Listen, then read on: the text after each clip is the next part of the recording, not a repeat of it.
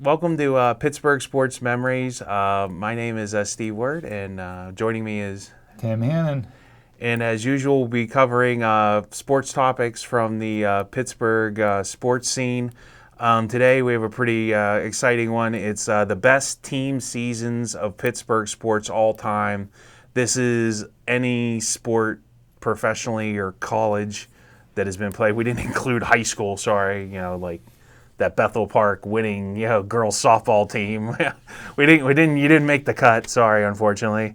But if you would like to follow along, if you're following on our podcast, you can go to the website, Tim. PittsburghSportsMemories.weebly.com, and there'll be a printout of this. We're doing it in a bracket format. Yes, it's going to be NCAA bracket. We'll say the seeds and stuff and what round we're on. But if you'd like to follow along visually, you could pull that up on your screen or print it out, however you'd like.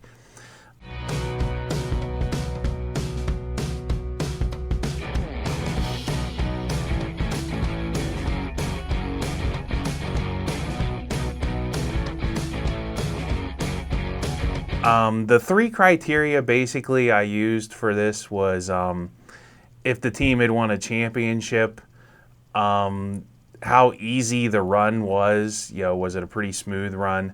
And the third one was the strength of the competition they faced in general. So with those three criteria in mind, without any further introduction, we'll jump right into the bracket. The first bracket, I didn't list them as north, south, east, and west, but okay, whatever. The first part is the number one seed would be your 1978 Steelers, who won Super Bowl 13 against Dallas. I think it was 35-31. It's probably one of the better Super Bowls in general. It's still considered. It was a very back and forth game, but the Steelers beat Roger Staubach, who I think they had the second best record in the NFL that year. So it was pretty good. And they're going against the those plucky 2018 Pittsburgh Riverhounds. This is probably the Riverhounds' best season so far. They won their league, which in American soccer is equivalent to the championship in England if you follow soccer. So it's like AAA baseball, it basically is what it's equivalent to. And they won the USL regular season for the first time ever, but they did lose to eventual champion Louisville in the playoffs, and it was actually a home game. And they had a sellout, which for them is only 6,000 people, but for soccer in Pittsburgh, that was a pretty good turnout. That game, I had the 78 Steelers moving on to the next round, obviously, because, the Riverhounds are just a lesser professional team that aren't on the highest level of their sport yet. Yeah, good call on that. That was a pretty easy 1 versus 16. Yeah, upset there. Yeah. Moving on to staying in this, part of the bracket, the number 8 seed was the 1927 Pirates, who lost the World Series to some team from New York called the Yankees. And that 1927 team, Yankees had, Ruth, Larry, Gehrig, the whole murderers row. So you can kind of forgive the Pirates for losing that one. That was probably pretty tough. Like the 27 Yankees are considered one of the best teams ever, but the 27 Pirates did win the pennant and did play the World Series, although they did lose the Yankees. They went up against the number 9 seed, which was the 2016 Pitt football team, which had an 8-4 record, and they beat Penn State and national champion Clemson on the road, and Penn State ended up being a top 4 team too. So that was a very successful team. I had this is kind of, it's an 8-9, so it's not a big upset. But I thought Pitt would have had a little more successful season, even though they didn't win their bowl game that year. I had Pitt football moving on over the 27 Pirates, even though the Pirates did win the pennant. But that was kind of a close call there, I thought. Yeah, to your point about competition, right? That was one of your criteria in that 2016. I don't know what the 1927 National League, how competitive that was, but 2016 Pitt beating two of the top teams in the Power 5 conferences was pretty impressive, and beating Clemson on the road was pretty amazing too. So that was a pretty good team. Which is funny because I predicted that before the season. I should have bet money on that. I would have won lots of money. I definitely did not.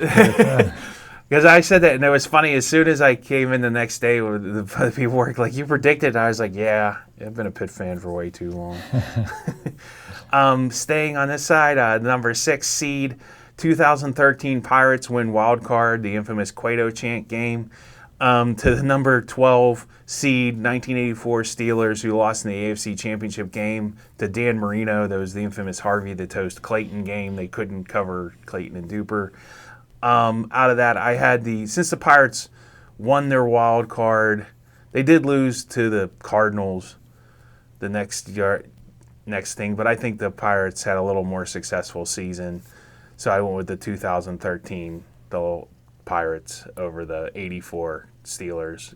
Yeah, good call on that one, Steve. We did an episode about that 2013 team and about that Cueto game, and that was kind of a really good memory. And I don't know that a lot of people remember the 84 Steelers. That was a 9-7 team that got hot in the playoffs and upset Denver and made it to the championship game. But Mark Malone was our quarterback. I don't think anyone would ever mistake them for an all-time great team. Yeah, and they lost to, in that 84 Dolphins teams lost to the 49ers pretty handily. So it wasn't like the Dolphins. They were the best team in the AFC, but they definitely weren't even probably the second best team in football that year. So correct. The number 7 seed versus the 10 seed. The 7 seed was the 2008-2009 Pitt basketball. They had 31 wins. They were a number 1 seed. They lost to Villanova in the Elite Eight on the Scotty Reynolds play. That's a painful memory. The number 10 seed, 2001 Steelers. They went on to go 13-3 with Cordell Stewart, for some reason having a resurgent year. They ended up losing to the Patriots with Cordell at the quarterback. And for this one, I did have the lower seed, the 10. I thought the Steelers at 13-3 was a little better season. I mean, I think that Pitt basketball team underachieved that year. They really should have beat Villanova. I mean, Villanova was okay. I mean, no, they were a good team, but I don't know. Pitt, it's just so disappointing. Not that the Steelers losing to the Patriots wasn't disappointing. Maybe looking back, they did, 13-3 was a really successful season. So I had the 2001 Steelers moving on from that matchup. Yeah, interesting matchup here because both of those teams lost games that I don't think people expected them to win. So at the time they were both upsets, but I think looking back, the Patriots weren't a Cinderella team like we all thought they were at the time. They actually were a dynasty. Yeah, so. Maybe just the edge on strength of competition. The Patriots are a little, even though they were considered a plucky upstart, underdog, maybe they're a little better than the Villanova team that Pitt ended up losing to. Number 5 seed versus number 11 seed, the 1993 Penguins. They won the President Cup, but they lost to the Islanders in the second round. That's an interesting team, and we'll talk about them probably a lot more as we go on. The number 11 seed was the 91 Pirates, who they lost to the Braves in 7 games in the NLCS. This was not this was the year before Sid slid, so this was not that. I guess they still had Bonilla that year. Yeah, they did. Yeah, so I had the Penguins, the 93 Penguins team, moving on from that. Even though they lost to the Islanders in the second round, I like to save some stuff as we go further on. We'll talk about them more, but they were definitely, that team was loaded. It was, and that 91 Pirates team, that was one of my favorite teams. That was such a good year. They had won the division the year before, and then they just got even better. John Smiley won 20 games that year inexplicably, and you really thought that was going to be their year. They were up 3-2 in the NLCS, coming back home for the last 2 home games, and they got shut out at home in Game 6 and 7. I think did the Braves, was that the year the Braves won? No, they did not win the World Series. They lost to Minnesota in the bottom of the 10th inning of Game 7. Yeah, so that was a pretty good Braves team. It was, and they had Glavine, and that was the year Glavine won the Cy Young, and they had Smoltz, and they had that great rotation. But like I said, that 93 Penguins team was loaded. It was. It was loaded. Yeah, it was. Which, another team that kind of underperformed a little bit. Number 4 versus 13, Super Bowl 43, 2008 Steelers. They went on the Santonio Holmes catch. There's a 1970 Pirates team. They lost to the Reds in the NLS. The Pirates did that a lot in the 70s. The Big Red Machine was too much, so I had the Steelers since they won the Super Bowl. Moving on to win Super Bowl 43. Yeah, that was one of the first. I don't know if that was the first year or second year when they instituted division play and they started doing an NLCS instead of just winning the overall pennant. Yes, yeah, because I think it was 68. Yeah, they started. Yeah, and it was a 5-game series, and I believe Cincinnati swept that series. I think it was a 3-0 sweep. So the Pirates had a very good year that year, but Cincinnati was clearly better as opposed to the 08 Steelers, which obviously proved to be the best team in the league by winning the championship. The 2017, the 3rd seed versus the 14th seed. The 2017 Penguins, they win the Stanley Cup back-to-back over Nashville. Another Riverhounds team, they made the playoffs for the first time in 3 years. They lost in a shootout in 7 rounds. I actually was at this game. They played a team, the minor league team for the Philadelphia Union. It's like the Bethlehem something or other, Bethlehem Steel or something like that. Because they couldn't be the Steelers, so they had to be the Steelers. But they won on heartbreaking fashion too. Like the Riverhounds gave up I remember a late free kick that went off the post and in, and then they played overtime straight up, and then 7 rounds of shootout. You were literally down to defensemen kick it, and just finally one of the defensemen for the Riverhounds missed, and that was kind of the game. But I definitely had the. Who was it? The Penguins. The Penguins back-to-back. That was their second back-to-back Cup win. I had them going over that Riverhounds team. The next team in the bottom of the bracket, and the last for this little, I guess, what would they call that? Pod or whatever. What do they call that in the region? I guess. Yeah. Would be the number 2 seed 1979 Steelers, who won Super Bowl 14 over the Rams. That was the last of the Dynasty 70s teams, versus the 1952 Duquesne basketball team, who made a Sweet 16 appearance in the NCAA tournament. And I just think that Steelers team was still pretty good, and that's a dynasty. That's pretty amazing. Duquesne makes an NCAA tournament, but it's just a bad matchup for Duquesne. Like, that team was just better. It's hard to argue with that one. Yep. So going to the bottom part of the region, going back to number 1 seed and whatever we're calling this part of the region, sure, the South, I don't know, whatever. The 1971 Pirates beat Baltimore in 7 games with Clemente and Blast. That's like an iconic team. That Game 7, if you ever watched it, it's amazing. It's basically all Clemente and Blast. The Riverhounds, again, another Riverhounds team. Another game I was at, they have the Lamar Hunt Cup in MLS, which is basically an open, like the U.S. Open. You can have any soccer team from Joe's soccer team down the street to DC United. And DC United came to Pittsburgh, and the Riverhounds played them all the way into overtime and ended up giving up 2 goals in overtime. And for a AAA, it would be like the Washington Wild Things taking the Yankees to extra innings, and losing. That's basically what happened. But obviously the Pirates winning the World Series, and that's an iconic Pirates team and a very good Pirates team. Definitely moved on from there. Makes sense. Yeah. The number 8 seed was 1981 Pitt Football. They are 11-1 record with a number 2 final ranking. I think the only game they lost was to a blowout at Penn State at the end of the year, which Penn State fans are still hanging on to. Good luck with that. Number 9 was the 1990 Pirates. They won the pennant, but they lost the World Series champion Reds with Dibble, and I forgot they had a couple other pretty good pitchers on that team. Yeah, Randy Myers, John Franco. Yeah, they were loaded. Yeah, so moving on from that, I had the Pitt Football. Since they're 11-1, a little better, a little more success. I think they did win their bowl game. I don't know if they, Yeah, that was a loaded Pitt team, and that's another. It's like Hugh Green and stuff. Yeah. Yeah, that was again, if you would have had anything that resembled a playoff back then, Pitt probably wins the national championship, but losing the game to Penn State just killed them. And it was the last game of the year. And they were up 14-0 in that game too. Yeah, and eventually the final score was 47 though. Yeah, it just somehow it got away from them. So. it's unfortunate. It was a rivalry game, and they didn't come up big. But that's one of the things I hate about college football, especially back then. You know, if that game would have been September 2nd, it might not have mattered. But because it was near the end of the year, it mattered. And so it's just the way college football is. You know, why you can't have a playoff system to determine the best team, I'll never understand. But that's a topic for another day. Well, we could probably do a whole hour on that. I have my own ideas. Easily, yes. Yeah. And it probably really isn't that hard to solve, quite honestly. You could, yeah. All right. Not to get into that too much, because I could go on for a long time about that.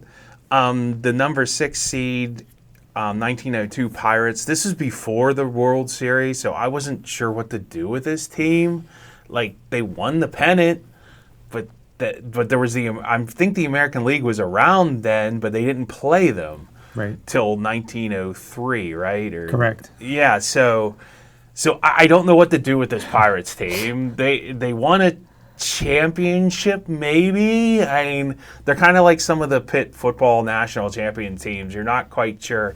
Like, it's just, I'm not quite sure where to put them. They won everything that there was to win. You can say that about them. At the time. There was nothing else they could have won. Yeah. Because I don't know how good the Boston Americans or whoever was really good in the American League was. Well, you might temper it by saying that they did the same thing the next year. Now, obviously, teams change year to year, but in 1903 they did the same thing. They won the pennant, but then they lost to the first World Series to Boston. Yeah. So maybe they weren't the best team in America if you go by what happened the next year. But again, you'll never know because there wasn't a chance to find out.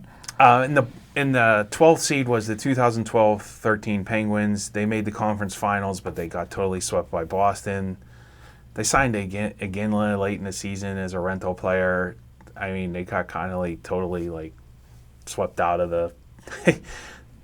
There was really another kind of an underachieving team probably.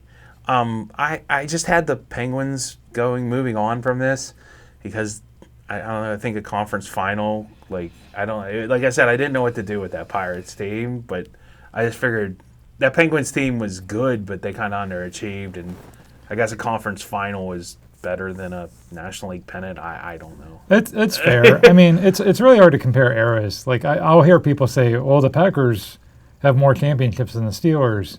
It's like, okay, but when they won the 1929 NFL championship and there was like 8 teams and 4 of them folded in the middle of the season, you know, because they didn't have enough money. Like it's just hard to compare eras. It's the same thing with like when people argue about the Canadians having 26 cups. Yeah, like there was only 6 teams. Yeah, it's not the same. So it is hard to compare eras. So I think that's a fair upset there.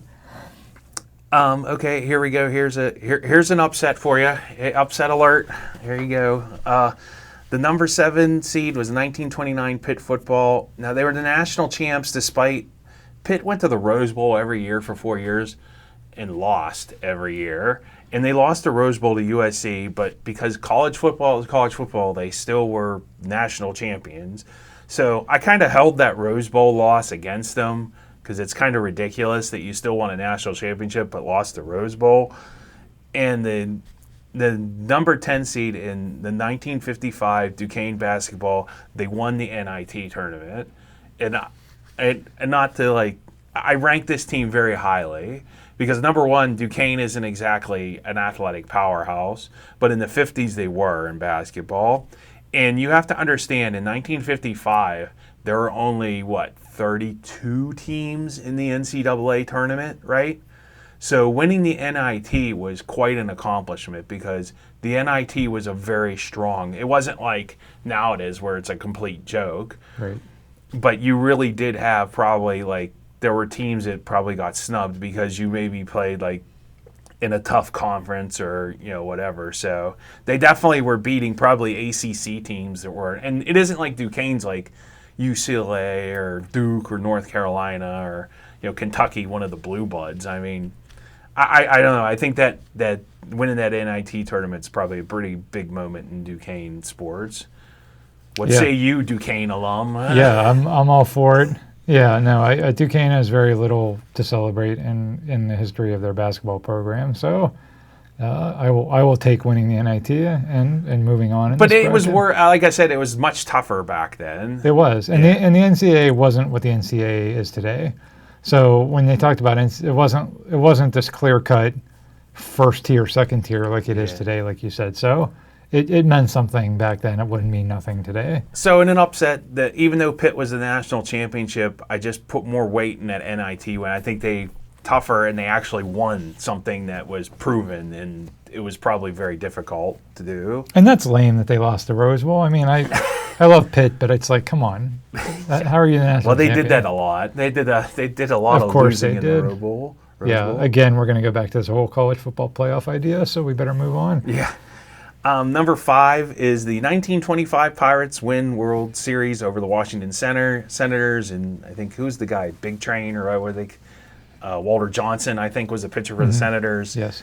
I mean, this is like the forgotten World Series. I remember like one time I got stuck in. My son had a library like report. He had to go to the library, so I was stuck like on that one floor in the Carnegie Library where they have all the old newspapers on microfiche. And I was so bored.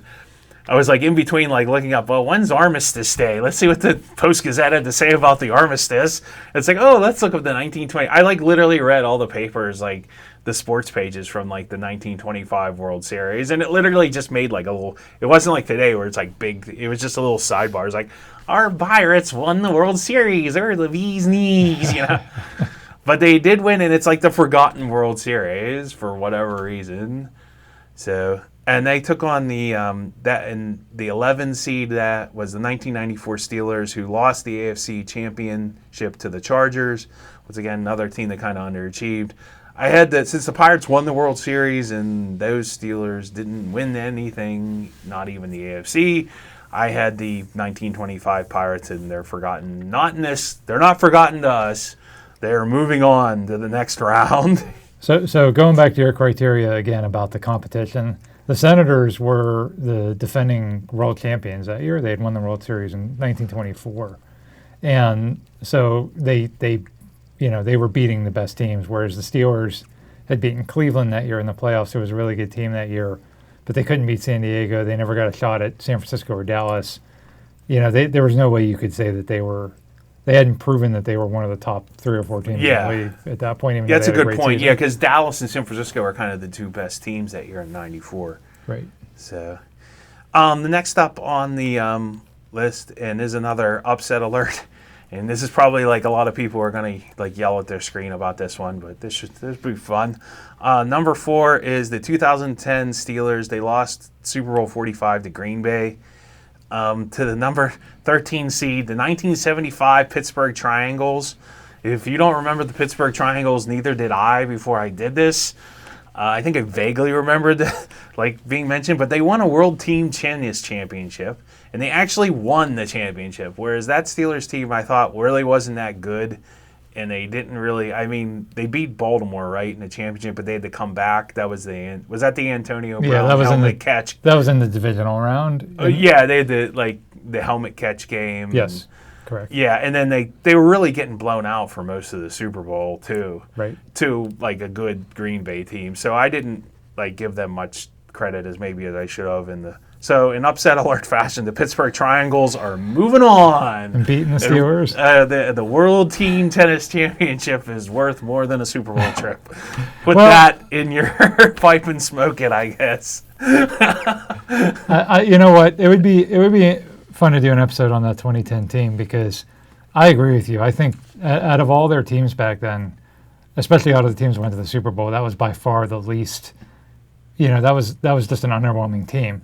They lost 4 games that year, but every time they played a good quarterback, Brady blew them out. Drew Brees and the Saints blew them out.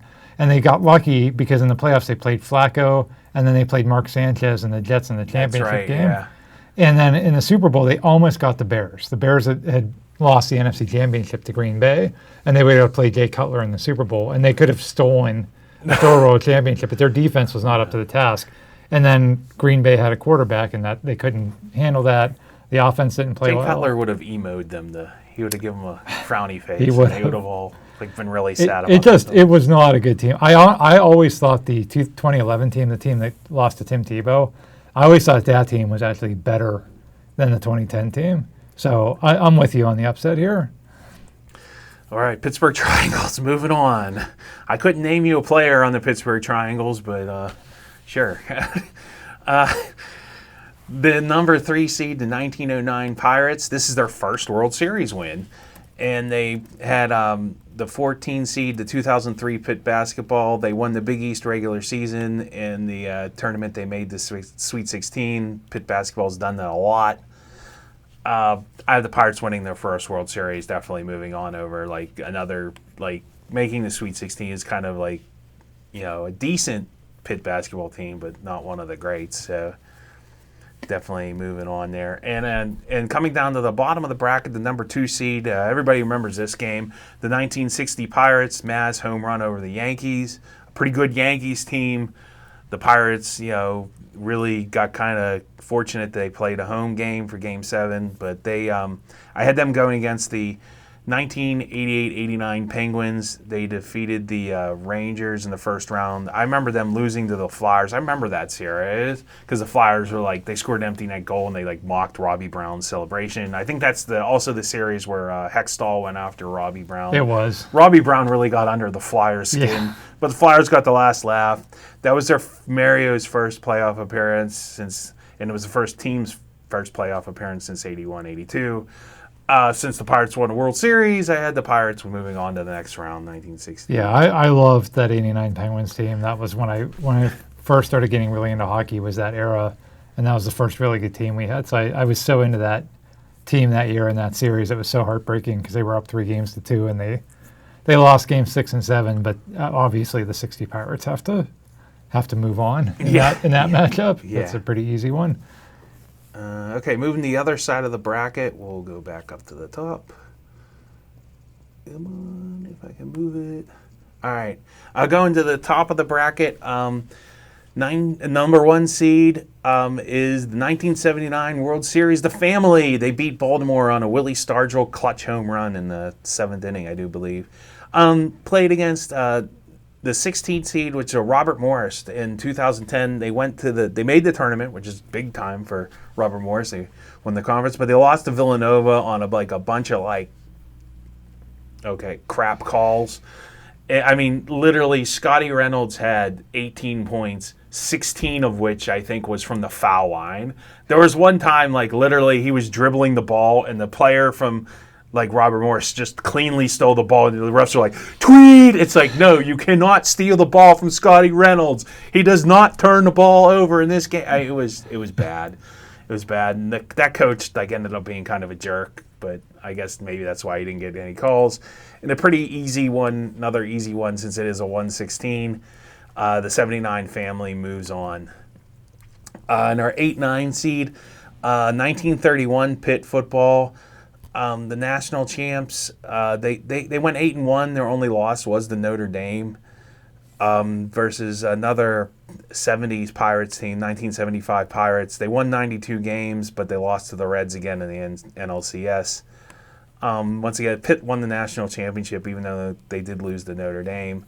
I had Pitt moving on since they won the national championship, and the Pirates, once again, just couldn't.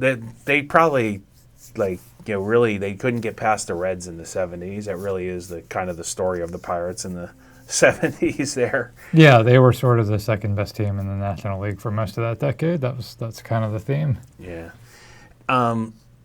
In the number 6 seed versus the 12 seed was the 1901 Pirates winning the National League, another pre-World Series title. Versus the Pitt football 10-3 record, late loss to Cincinnati that spoiled the season. I was at that game, not the 1901 game, obviously. I had Pitt football moving on. I thought they did win their bowl game. They got really kind of shafted. They ended up playing in the Meineke Car Care Bowl. So Dion Lewis had a really great game in that. And once again, I don't know what to do with these Pirates teams that won National League pennants that didn't. Not a lot of love for the early 20th century. I don't Pirates. know. I mean, I don't know what poor Honus Wagner is gonna come back from his grave and beat me up or something. Although he wouldn't because he's such a nice guy. But yeah, the 2009 Pitt team that was probably their best team in the post Dan Marino era. Yeah, it probably was. And they ran Dion Lewis 40, 50 times. I never thought much of I don't know why I never thought Dion Lewis was that good, but I guess he's better than I always kind of underestimated him. I always thought they had a really big offensive line, and he was decent enough running back to kind of hide behind him. Like, because he was so short, he would like kind of hide and just kind of pop out and get like 6 yards easy. A lot of people would remember that team. If they had a 31-10 lead on Cincinnati. I was at that game too. And had they hung on to win that game instead of blowing a 21-point lead, they would have to play Tim Tebow. They would have played in the Sugar Bowl, and they might not have won that game. They probably wouldn't have won that game. But a lot of people would have remembered them a lot more had they played in the Sugar Bowl against Tim Tebow than had they played in the Car Care Bowl. So it was a pretty good team. I think Dion Lewis did get a free set of snow tires for that. Helped him when he was with New England. The number 7 seed was 1934 Pitt football. They're national champs with Minnesota with an 8-1 record versus the 95 Steelers who lost Super Bowl 30 to the Cowboys. I just thought the 95 Steelers just like a co-national champions losing one game. I don't know. I mean, these are kind of an even matchup, but I don't remember the 1934 Pitt football team, and I remember the 95 team, so I put them through. So. Yeah, that was a memorable team. We did an episode about them, and you and I were just sharing YouTube clips the other day of some of those games. It was a memorable team, and no offense to the 1934 Pitt, but it's just the weird college football thing. Like, how do you go like co-national? I don't know. Well, and again, different era. That's in the middle of the Depression. I wonder how many people were even going to college, much less playing college football. So you have to account for some of that too. We got the number 5 seed, the 1972 Steelers. They won on an immaculate reception, but they lost to the Dolphins on a fake punt in the championship game. Versus the number 11 seed 1996 Penguins, who lost to Florida in the conference finals. That was when the trap was coming in, and they have John Van Beesbrook as their or the goalie. Yep. I had the Steelers moving on in that one. They both did lose kind of in their championship game. It's a little bit more of an iconic team, and I don't know, maybe.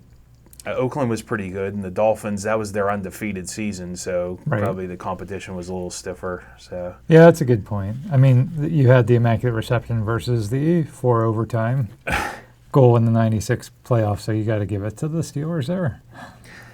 In 92, we have the Penguins winning their second cup over the Blackhawks. Another Penguins team that's... How many Hall of Famers on this one? 4, 5? At least.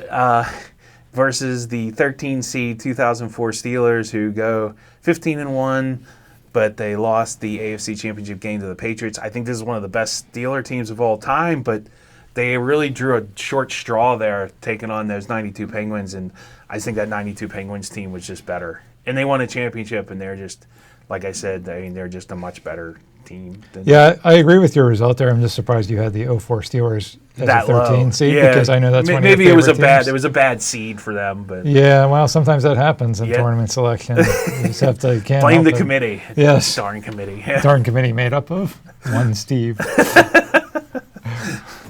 The number 3 seed is the 2016 Penguins. They won the Stanley Cup. It was their first of their back-to-backs in the 16s. I don't know, in the teens. The teens, yes. Yeah, back in the teens. That was with the HBK line versus the 2008 Pittsburgh Passion women's football. They went 8-0 and won a championship. But once again, not to disparage women's football, but I'm going to say the 2016 Penguins Stanley Cup was probably a little tougher competition and just more popular sport. And moving on, but hey, they made the tournament, and sometimes, when you're a 14 seed, you celebrate that, right? There you go. They tore down the field goal post at Couple Stadium after they made the tournament, I'm sure. Nice.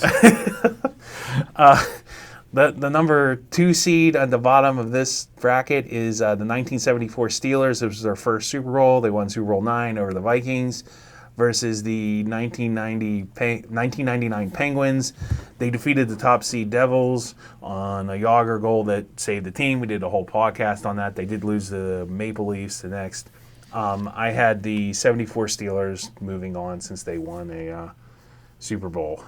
Yeah, that, like we talked about in that episode, the 99 Penguins was kind of a mediocre team that overachieved and had Yager playing his best season that he ever had. So it's a memorable team, and they deserve credit, but definitely not better than the first Steelers team that won the Super Bowl. Now we're in the bottom half of the bracket. I don't know, what do you call it? The West Division, sure. The number one seed in this was the 2005 Steelers that won Super Bowl 40. Favorite team, probably my favorite Steelers team of all time. Favorite Super Bowl win. It was the first Super Bowl that I remember them winning, even though I guess I was like, could have cried and goo goo gaga in 1979 when they won. I was 3 years old, But, and they were going against the 16 seed 1984 Pittsburgh Spirit. If you don't remember the Pittsburgh Spirit, they were an indoor soccer team. They made the playoffs, and they lost to Cleveland in the playoffs. Obviously, the Steelers winning Super Bowl 40 moved on over the Pittsburgh Spirit. Yeah, I love the Pittsburgh Spirit. 1984, I went to a lot of games that year, actually. My family, Do you remember anybody? I don't know anybody off the team. Oh, yeah. Stan Terlecki was their best player. Okay. Was he like a regular soccer player that started playing indoor? Or? Yeah, they all were. I mean, It was, I don't remember what the details were, but he was really good. I don't remember if he was on the team in 84. He might not have been by that point, but they had some good players, and it was fun to watch. And for years, I thought that's what soccer was, because I was a kid. I hadn't seen what real soccer was. And I just thought that's what soccer was, 5-on-5 in a little arena with a bunch of goals. And I was shocked when I got a little older to find out that's not what soccer was. But it was fun to watch. Definitely the 2005 Steelers were. Well, they made the tournament. Wherever they are, they're celebrating. Number 8 seed was our 1937 Pitt Football National Championships. They went 9-0-1 with a tie to Fordham. That tie to Fordham is considered a big upset in Pitt football history for some reason, because I think Fordham was the number 1 or number 2 seed at the time. And the versus the number 9 seed, which is the 1968 Pittsburgh Pipers. They won an ABA championship with star Connie Hawkins. This is another close one. I just had the Pitt Football National Champions going on. Just a little maybe higher competition even for 1937. And it's the ABA. I don't know how good the ABA was in 1968. That was pre Dr. J, and that's pre-merger too. Yeah, with the NBA. They didn't merge till the 70s. I mean, again, it's there's a lot of good memories of the ABA, and it was cool that Pittsburgh had a team that won the championship. But then they moved the next season right after they won the championship. So it was still pretty unstable at that point. And if they hadn't had Connie Hawkins, I don't know how much we'd even remember that. So. Fair, I'm with you. Let's put the national championship, and they were undefeated national championship. So, number 6, the 1903 Pirates. They played in the first World Series to the Boston Americans, and their obnoxious fans, the Royal Rooters. Against the 12 seed, those 1982 Pitt Panthers, who beat Georgia on a Sugar Bowl on a 4th down play to, was it John Brown, the tight end? Yes, yeah, John Brown. And kind of an upset. Like I had a Pitt moving on from this, beating a team that did make a championship game at least. In the World Series was 9 games back then. Right. Fun fact. But they didn't play all. I think they won like in the 6th or 7th game anyway. But I had the 82 Pitt team with Marino beating 1903 Pirates. I think Honus Wagner was on that team too, probably. He was, and Boston had Cy Young. It was a tough matchup, and it was pioneering. I mean, I think it was more important that they played a World Series and that the fact that they lost it, because it started its annual trend that continued almost every year after that. So that was a big deal historically. I don't know how good of a team they were. Again, it's hard to rank 1903 competition.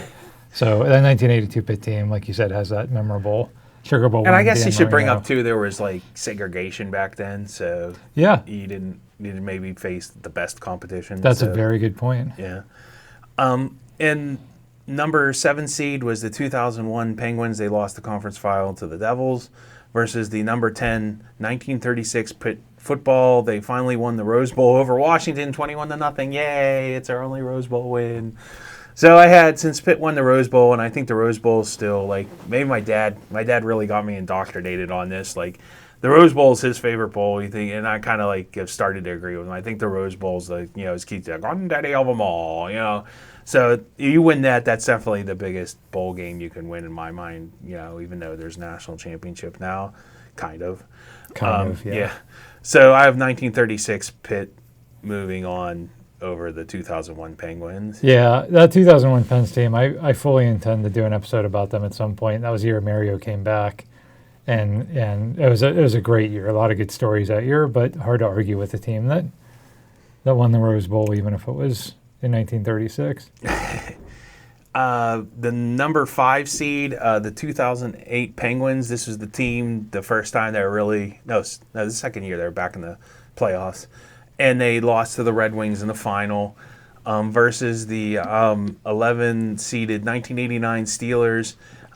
They, after a bad start, this is the team we covered them in one of our podcasts in our 80 Steelers episode. Because they gotten blown out by Cleveland and I think Cincinnati, but Noel was able to put it together, and he got them into the playoffs, and they upset the Houston Oilers, and then they almost upset the Broncos, but that's in Denver. It's tough to beat Denver in Denver.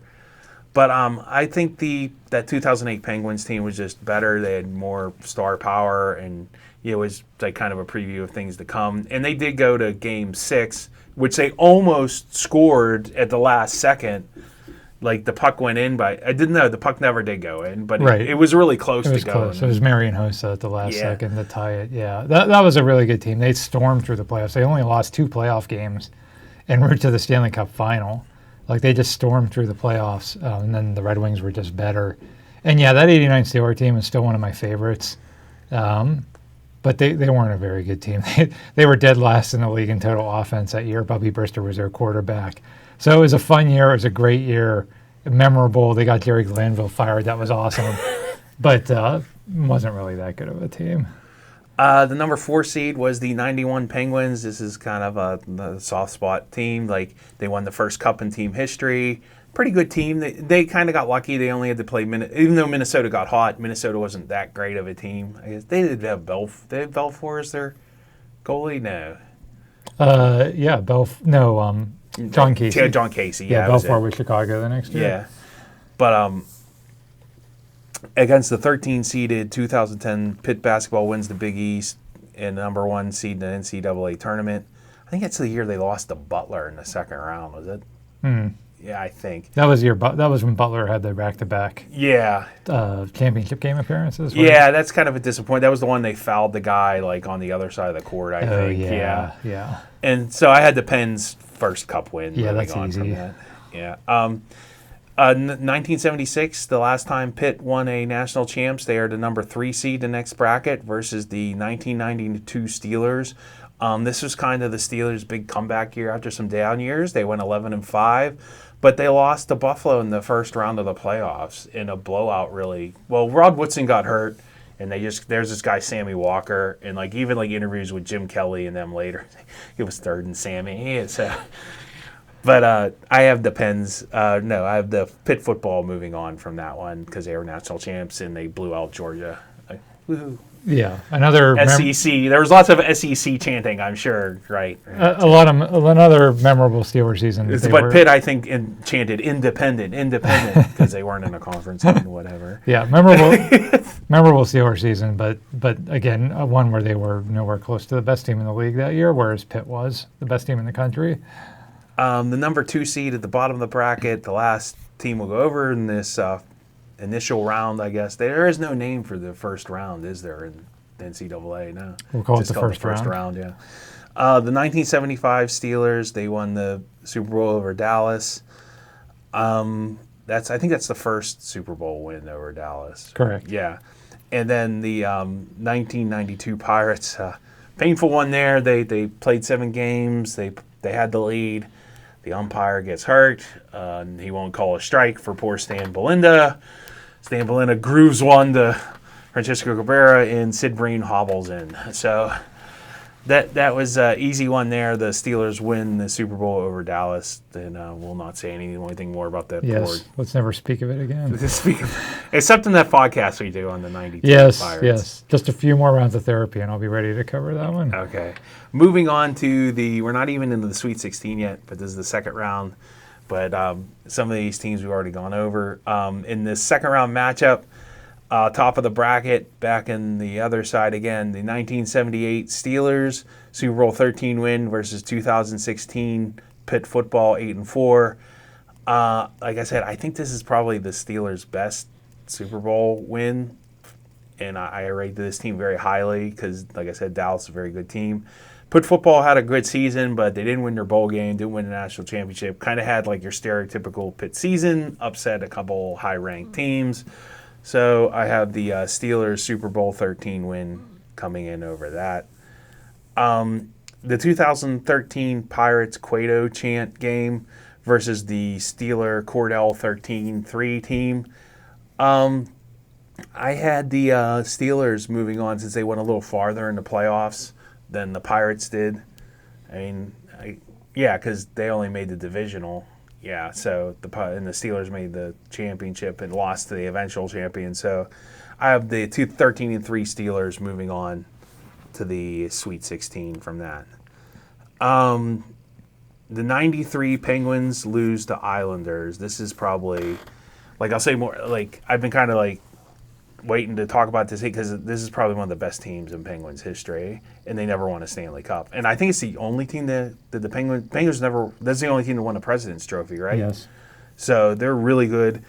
And then just the 2008 Steelers, they won Super Bowl 43, but they didn't. I never like. I just kind of felt like they got a little lucky in their matchups. Like they played Arizona. Like in Arizona, it was kind of like got hot at the right time. Like the teams I was like afraid of them playing got all eliminated.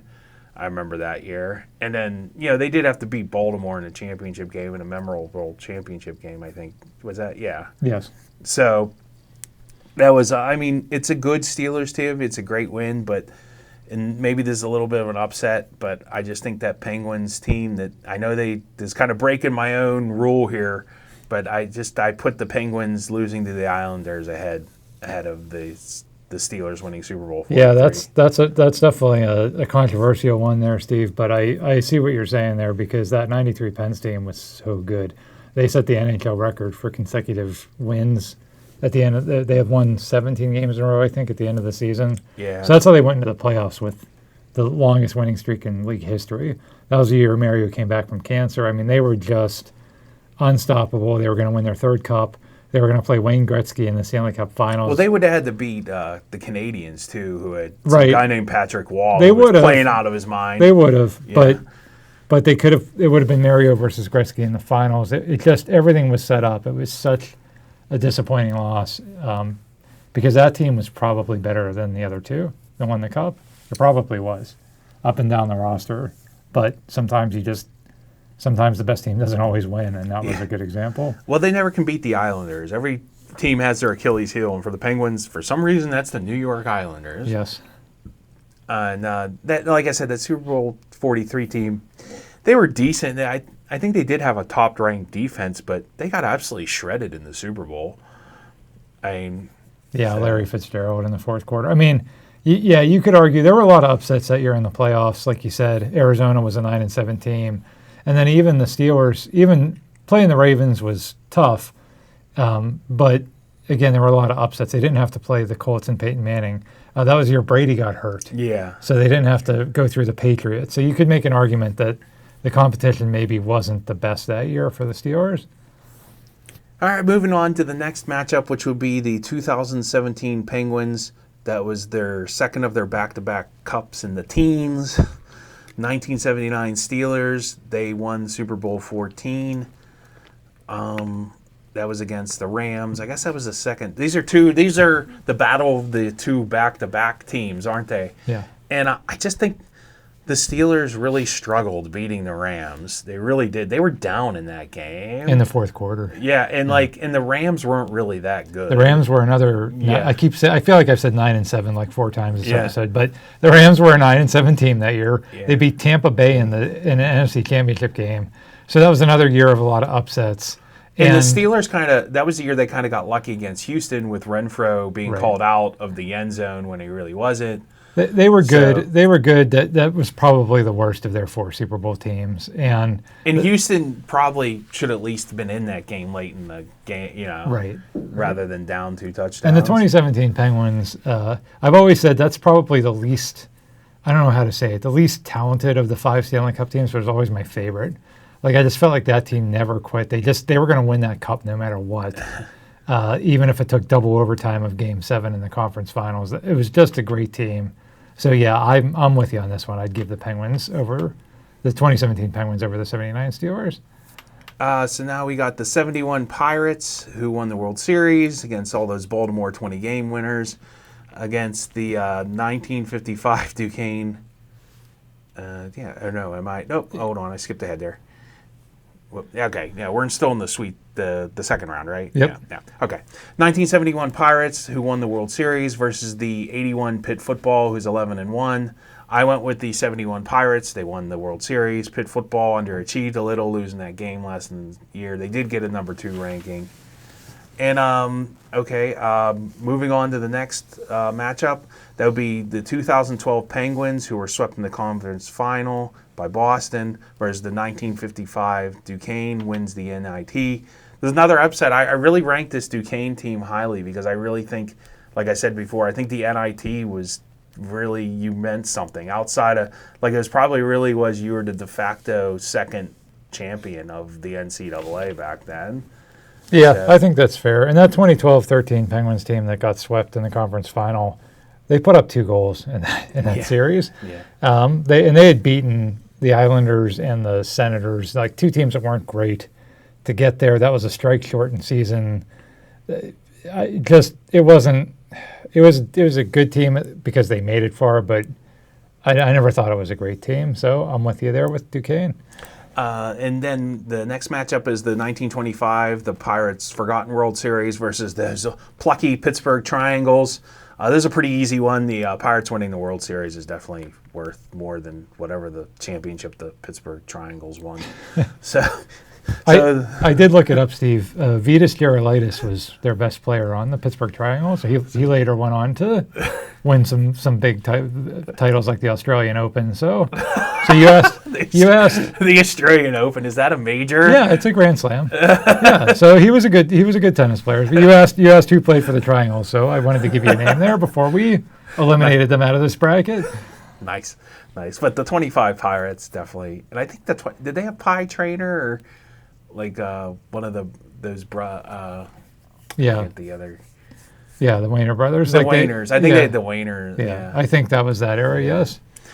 And the next bracket, the 1909 Pirates, their first World Series win, versus the 1960 Pirates. It's the battle of Pirates World Series win. No offense to the 1909 Pirates, the first time is always the memorable, but 1960 is just iconic and more memorable than the 1909. I mean, I don't think it's either, too, just because I think if you go to 2060, fast forward, how many years that is in the future, and people still be talking about the 1960 World Series. You're right. And they both beat really good teams. 09, they had to beat Detroit with Ty Cobb. In 1960, they had to beat the almighty Yankees. So that's right. Yeah, it was the battle of like the good guy Honus Wagner versus like everybody hated. Yeah, the Field of Dreams. We all hated him when we played. Yeah, yeah, that's true. So he told him to stick it. Yeah. So yeah, but it was like I think both of those series were against teams that were powerhouses, and the Pirates won both times. But definitely, you're right. 60 Pirates just because they're so iconic. And the Yankees were good, but both those teams were really good. I mean, the Tigers and the Yankees definitely had Hall of Famers, and Maris and it was Mantle. Yeah, Yogi Berra. Yeah. So, and it's always fun to hear New York fans whine. Moving over to the other side of the bracket, we have still the top-seeded 1979 Family Pirates versus the 1931 Pitt football, who won the national championship with one loss. I'm going with the Pirates family over that. The national champion ones are voted. It's just voted on, and they did have one loss. And the Pirates did come back from 3 games to 1. Baltimore was still pretty good in '79. I'm sure Baltimore doesn't ever want to see us in a World Series again. But I had the... they won't have to worry about that, I don't think, anytime soon. Well, I don't think either team has to worry. You never know. But, the Pirates are moving on to the Sweet 16. I had the 2009 Pitt football, the next matchup, versus the 95 Steelers, who lost Super Bowl 30. That was the 10-3 Pitt football team that lost to Cincinnati. I have the 95 Steelers losing to the Cowboys in Super Bowl 30, moving on out of this matchup. Just achieved a lot more than that Pitt football team did, and probably, even though, how good were the Colts, but still, how good was the University of Cincinnati and Tony Pike? Really? He went on to have, a arena football career. yeah, tough call here. Do you want to give it to the Pitt football team that blew the Big East championship game on a botched extra point? Or do you want to give it to the Steelers team that blew the Super Bowl because Neil threw it to a guy covering grass? So we'll go with the covering grass. Yeah, good call. It was a memorable season, like we said. Okay, moving on. The next matchup, 72 Steelers that lost in the championship game. That's the Immaculate Reception team. And the 92 Penguins who won the Stanley Cup with all those Hall of Famers. I think this is another pretty easy one, even though the Penguins are the lower seed here. The Penguins winning the Cup, and with that team's really, outside of the 93 team, this is probably their second best team. But this team achieved a Cup, and the 93 team never did. This was also the year that Mario, Adam Graves broke his wrist. Yeah. And they had to overcome that. And then Badger Bob had passed away. That's right, yeah. So that's a really memorable team. Next up is the 2016 they played. We'll do that next round. We'll talk about who the Penguins played in their team, because they played a pretty good Blackhawks team. They did. The 2016 Penguins with the HBK line versus the 1974 Steelers. They won Super Bowl 9. I put the Penguins Cup win with the HBK over the Steelers Super Bowl win. And it got kind of tough, but I just think that Penguins team had a smoother run, and it was just kind of all defense and Franco up the left, Franco to the right, and let's throw him a bone and run up the middle. Woo! It was 2-0 at halftime. Right. I do believe. Right. So I'm putting definitely the Penguins HBK Cup over the Steelers' first Super Bowl win. Yeah, I'm with you on that. Again, of the 4 Super Bowl wins, if you had to rank them, I think you've got to put the 2 against the Cowboys above the other 2, just because of the competition and because they were better seasons. They were better all-around teams. Yeah, the 1974 team was probably a little fortunate to win that. They really didn't have any offense. They started that year with Joe Gilliam at quarterback. Yeah. Bradshaw wasn't even the starter at the beginning of the season that year. And like you said, it was really Franco. It was a very power-running, power defense team, and that's how they won. We're in the bottom half of the bracket, so still the 2005 Steelers win Super Bowl 40. Versus the 1937 Pitt Football National Championship team. This is another tough one, but Super Bowl 40, it's a little more recent, probably a little more sentimental favorite for me. I put them over the Pitt Football National Championship of 1937, although, that's still a pretty memorable accomplishment. They didn't lose any games, though they did tie one. But moving on to the 1982 Pitt Panthers win Sugar Bowl. That's the first team in our matchup. And the 1936 is the Battle of the Pitt teams. 1936 Pitt football. That was the first time they won the Rose Bowl. I ranked the Rose Bowl over the Sugar Bowl, like I said, even though it was 1936. I think the Rose Bowl is the top dog when it comes to bowl games. So I don't know. Figure on that one. And in 2008, the next matchup was the 2008 Penguins, who lost to the Red Wings in that memorable Cup final, versus the 91 Penguins that won their first Stanley Cup. Another battle of Penguins teams. The Pens won the Stanley Cup, so first criteria met. They definitely take over a team that was pretty good and made it to the final, but didn't quite get over the hump that year. In the bottom half of our bracket, we have the 1976 Pitt Football National Championship against the 1975 Steelers win Super Bowl over Dallas. That's a tough one. I don't know. I mean, I kind of went with the 76 Pitt football team. They blew out Georgia, and I think they went undefeated. They didn't lose any games.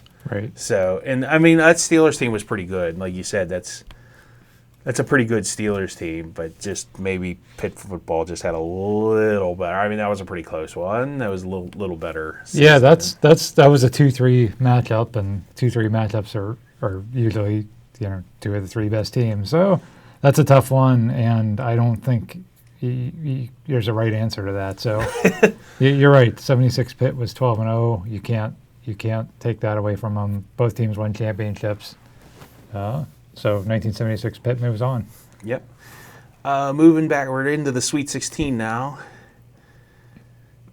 All teams we've talked about a lot. The 78 Steelers Super Bowl 13 against Dallas versus the 2001 Steelers 13-3 team that lost to the Patriots. That's an easy one. The 78 Steelers moving on. Yes. Cordell can't get it done against the 1978 defense. Probably not. The 93 Penguins team is still in it. They made the Sweet 16, even though they didn't win a championship. Probably a little controversial, but like I said, a lot of Hall of Famers. Very good team. Only team to win a President's Cup. But they went against their other Penguins team that won the back-to-back, the second of the back-to-back team games over Nashville. I put the once again, the Stanley Cup champion winning team over that 93 team. Though they were very talented, very good, very successful regular season, they didn't get it done in the postseason. Makes sense. So they're moving on to the Elite Eight. The 71 Pirates versus the 1955 Duquesne NIT team. I put the 71 Pirates over this. That's a World Series win. That's a very good team. Was that the Baltimore team with 20 game winners, like 3 or 4 20-game winners? I can't remember Pitchers, if it was that or 79, but yeah. Yeah, I mean, that was a pretty good Baltimore team, and Duquesne winning. I think Duquesne making the Sweet 16 is pretty impressive for Duquesne. Yeah, and Duquesne made it that far. So. But like I said before, I really think that NIT win was worth a lot more than it is now. Yep. In the bottom half of our bracket, we have the 1925 Pirates versus the 60 Pirates. I have the 60 Pirates moving on to the Elite Eight.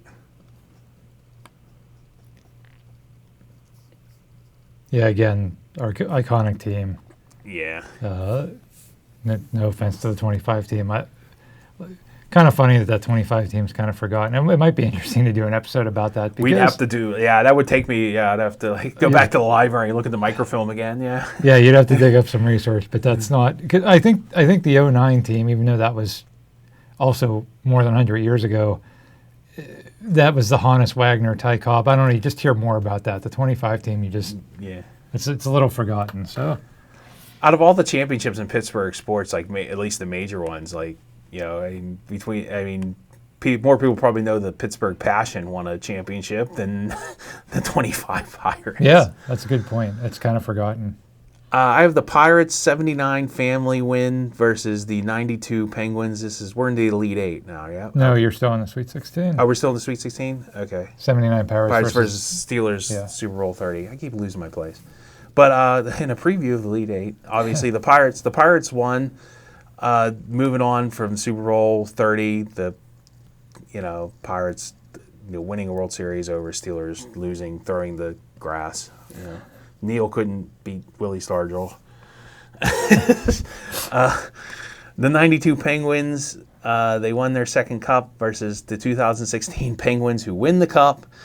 Tough call, but I really like that 92 Penguins team.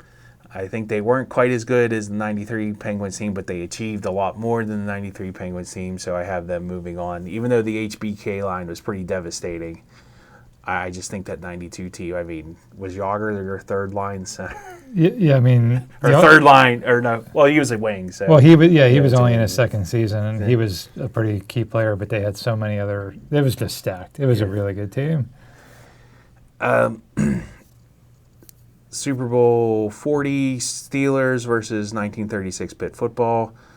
I have Super Bowl 40 over 1936 Pitt football team. And they're moving on to the Elite Eight. The 91 Penguins that win their first Stanley Cup versus the 1976 Pitt Football National Championship. Just because it's an undefeated season and it's so rare in college football, I kind of put that over the first Stanley Cup.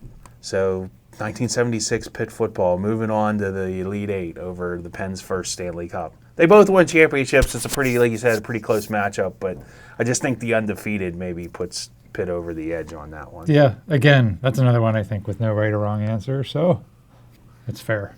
Nice. So now we're in the Elite Eight. Right? Yes. Yep.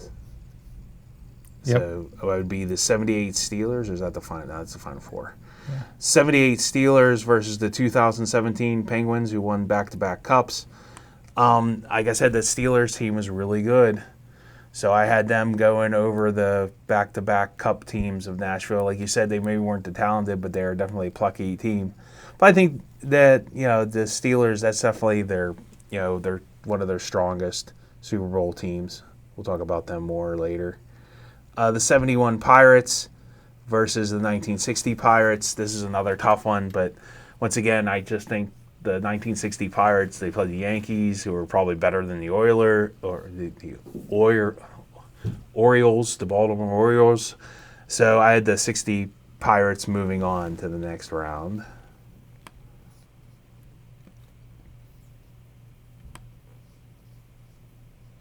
Okay. What are we in the Elite Eight, right? Yeah, so you have 79 Pirates and 92 Penguins. Or no, did we do that one yet? No. Okay, yeah, the Pirates versus the Penguins. I have the Penguins winning their second cup over the Pirates World Series once again. Yeah, I just think that's a strong team. And the Pirates World Series is good, but they had to come back from 3 games to 1. The Penguins, although the Penguins had to do that early in the. Did they do that? They in the first round, but by the time they got to the finals, they won. What was it? 11 games in a row, I think, to win the Stanley Cup. So they were just a powerhouse. Yeah, you got to give it to them. Super Bowl 40 winners, 2005 Steelers versus the 76 national champions of Pitt. I'm going with Super Bowl 40. I think the competition, they beat a Colts team that was the top seed, and then they beat Denver, who was the second seed, who had beaten the Patriots. Whenever they say the Steelers never beat the Patriots, well, I can't help it. Like, the Patriots couldn't beat Denver, and the Steelers did. So I think that makes the Steelers better.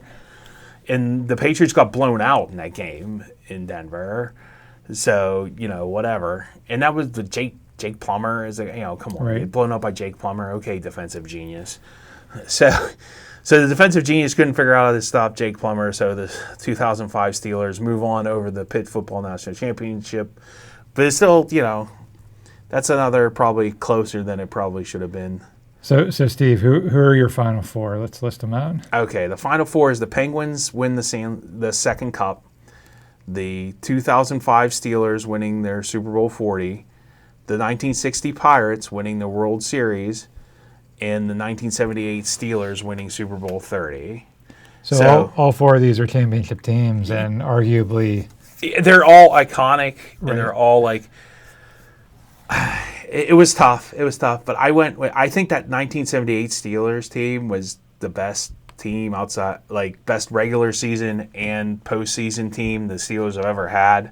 Yeah. So I put them over the 1960 Pirates because, quite honestly, it is iconic, and they beat a very good Yankees team.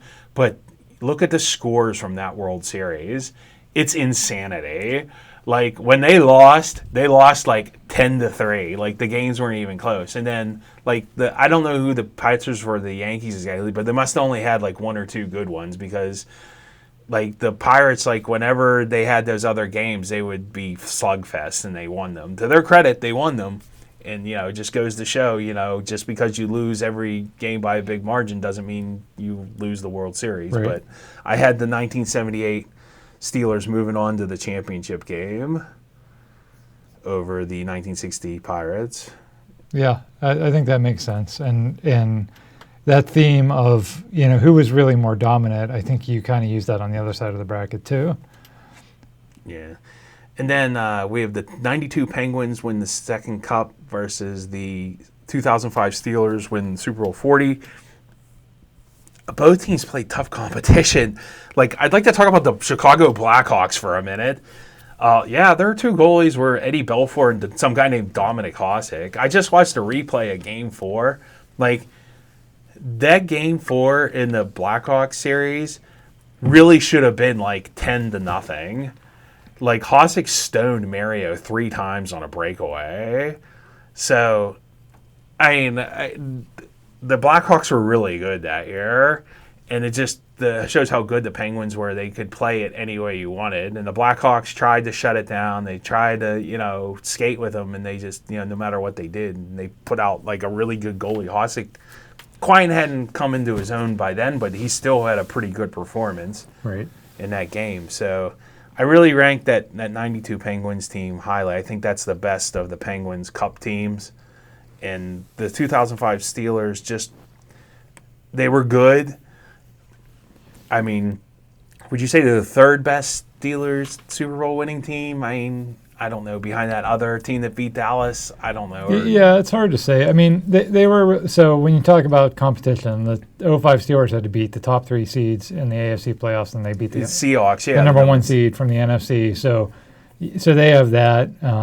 They didn't play a great Super Bowl, but they did win. No, they didn't. And in terms of, again, if you're looking at dominance, that team was 7-4, had to win its final 4 games just to make the playoffs.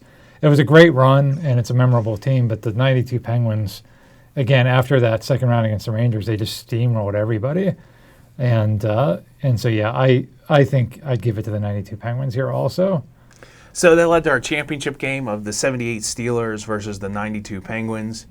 And it's another, so this is for like what I think who had the best season all time.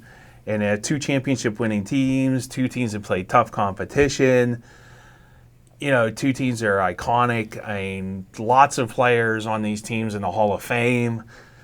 I gave it to the 78 Steelers. I think they're they're the best. Just by maybe a nose over the Penguins Cup, that Penguins Cup team, and maybe just too because football's a little more popular sport. I don't know, but maybe that played into it a little too. But that Penguins Cup team was no slouch. The 92, they were really good. Yeah, I think that's a good pick. I mean, that's generally remembered as not only the greatest Steeler team ever, but one of the greatest NFL teams ever. And the 92 Penguins, probably one of the best hockey teams ever. But I think the 78 Steelers, in terms of if you're thinking outside of just Pittsburgh teams, more people would recognize that as an all-time great team than the 92 Pens. So I think for that reason too, it's a good pick to pick the 78 Steelers as the winner of your overall bracket. Well, there you have it. Feel free to leave comments. But we have a Twitter page, Pittsburgh Sports Memories. You can tell me how I was wrong. How the Pittsburgh Triangles really got jobbed in that matchup. I'm sure you're gonna have a lot of angry Pittsburgh Triangles fans. For sure. I had a lot of fun making this. It's like great sports debate. I'm surprised you agreed with me as much as you did. I thought you would disagree with me more, especially when I fit Pittsburgh Triangles. Were there any teams that you left off altogether that you thought could have been on here? Not that I can think of. I mean, not off the top of my head. There might be. The only team I could even think of that I might have put on here was the 76 Steelers. So that was, yeah, I did kind of leave them off, and they made the championship game against Oakland. Yeah, and that was the year that they had like 5 shutouts. They didn't have a very good offense, and Bradshaw was hurt, but they had like 5 shutouts that year, which is unheard of. But I said it in the sake of like being a little more diverse in our sport. Like, come to like a 15 or 16 seed, I was kind of putting in like, maybe other sports that people don't really think about. Yeah, no, that's fair. That makes sense. Especially if a team won a championship, I like to at least recognize that. Absolutely. I'm sure not many people remember that tennis championship, but it happened. Well, and same with the ABA championship. I mean, and I like that. I like that you did that. You had teams in here that maybe not everybody remembers, and sometimes that's better than like, oh, remember that one year that the Steelers lost in the first round of the playoffs, but they were really good. Well, okay, but were they? You know, so that was good putting getting a little diverse with this.